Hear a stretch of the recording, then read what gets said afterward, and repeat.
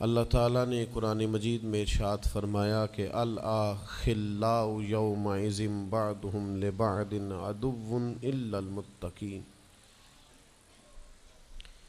فرمایا بڑے گہرے دوست بھی قیامت والے دن دشمن بن جائیں گے سوائے ان کے جو پرہیزگار ہوں گے۔ پرہیزگار لوگوں کی دوستیاں قیامت والے دن بھی قائم رہیں گی، باقی جو گہرے ترین دوست ہوں گے وہ قیامت والے دن دشمن بن جائیں گے۔ الا المتقین، سوائے پرہیزگاروں کے۔ دنیا میں آپ کو کوئی شخص ایسا نہیں ملے گا جس کا کوئی دوست نہ ہو، اور وہ لوگ بھی بڑی کثرت سے ملیں گے جو دوستوں کا شکوہ بہت کرتے ہیں۔ دوستیاں لگانا، دوست بنانا، تعلقات استوار کرنا یہ منع نہیں، شرط یہ ہے کہ دوستی اللہ تعالیٰ کی رضا کے لیے لگائی جائے۔ ہمارے ہاں جتنی تیزی کے ساتھ دوستیاں لگتی ہیں اس سے زیادہ تیزی کے ساتھ دوستیاں ٹوٹ جاتی ہیں۔ اس کی سب سے بنیادی اور اہم وجہ یہ ہوتی ہے کہ ہمارے ہاں دوستیوں کا جو معیار ہوتا ہے وہ دنیاوی لالچ ہوتا ہے۔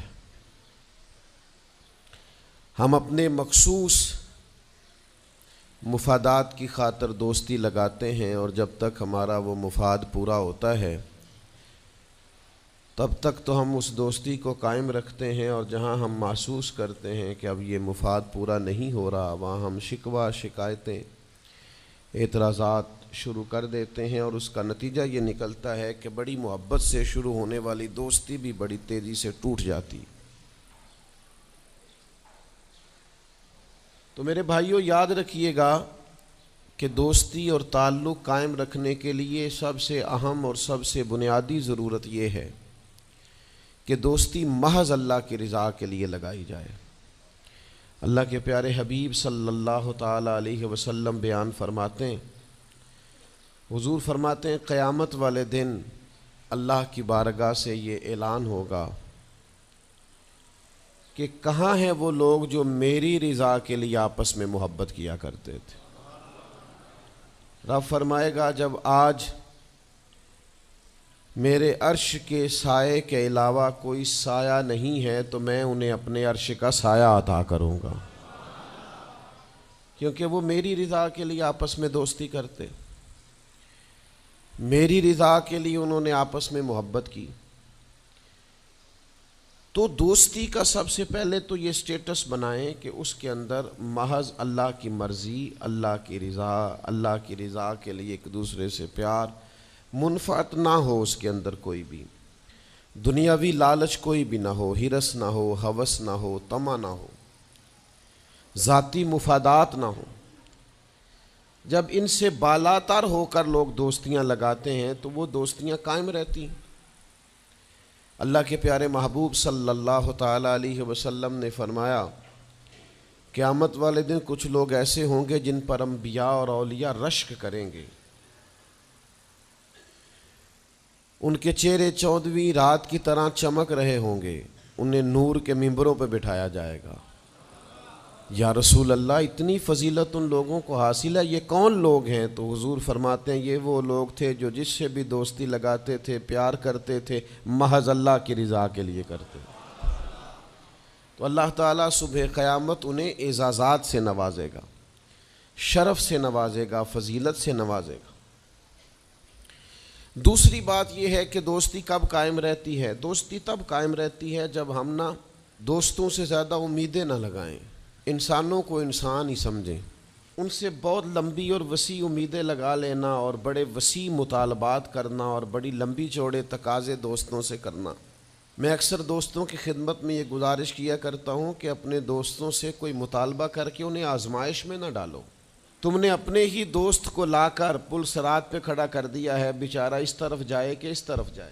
ان سے کوئی ایسا مطالبہ کرنا جو ان کی پہنچ سے باہر ہو، ان کی حیثیت سے بڑھ کر ہو، ان کی طاقت سے زیادہ ہو تو اس کا مطلب یہ ہے کہ آپ نے اپنی دوستی کو خود آزمائش میں ڈال دیا ہے۔ آپ اتنے لمبے چوڑے تقاضے نہ کریں، آپ محدود سا لوگوں کے ساتھ تعلق بنائیں۔ وہ جی میں اس کے اتنا کام آیا ہوں تو اب اس کو اس سے ڈبل آنا چاہیے، تو آپ نے دوستی کی نہیں، آپ نے تو تجارت کی۔ اگر آپ کی محبت ہوتی تو پھر تو آپ کا انداز اور ہوتا، جب تیرا حکم ملا ترک محبت کر دی، دل مگر اس قدر تڑپا کہ قیامت کر دی۔ تو یاد رکھیے گا کہ آپ حکم جب آ گیا، جب آپ محسوس کریں تو اس وقت پھر آپ اس چیز کو سمجھ جائیں۔ تو دوستیوں کو کبھی بھی آپ کٹہرے میں کھڑا نہ کریں، تعلقات کو کبھی بھی آزمائش کی بھیٹ نہ چڑھائیں، اس طرح کا ماحول نہ بنائیں جس میں آزمائش پیدا ہو، جس میں تکلیف بڑھ جائے، جس میں کرب کا احساس سامنے والے کو ستائے۔ کوشش کریں گنجائش رہے ماحول کے اندر، آسانی رہے، وسعت رہے۔ تیسری بات یہ ہے کہ اگر آپ محسوس کرتے ہیں کہ دوستی کو چلانا ہے تو پھر صرف اسی چیز کو نہ یاد رکھیں جو چیز آپ کو آج میسر آ رہی ہے اور آج آپ کو انکار ہو رہا ہے۔ اس سے پہلے جو دوستوں نے بڑی وفائیں کی ہیں وہ بھی تو یاد رکھے نا۔ ہمارا یہ ماحول ہوتا ہے کسی بندے نے 99 دفعہ نیکی کی ہے، ایک دفعہ انکار کیا ہے، تو ہمیں ایک دفعہ کا انکار تو یاد رہتا ہے لیکن 99 نیکیاں یاد نہیں رہتی۔ یہ بہت بڑی زیادتی ہے۔ آپ کو اگر اتنی لمبی چوڑی اس کی نیکیاں فراموش کرنے میں 1 منٹ نہیں لگا تو پھر آپ نے دوستی کس مقصد کے لیے لگائی تھی؟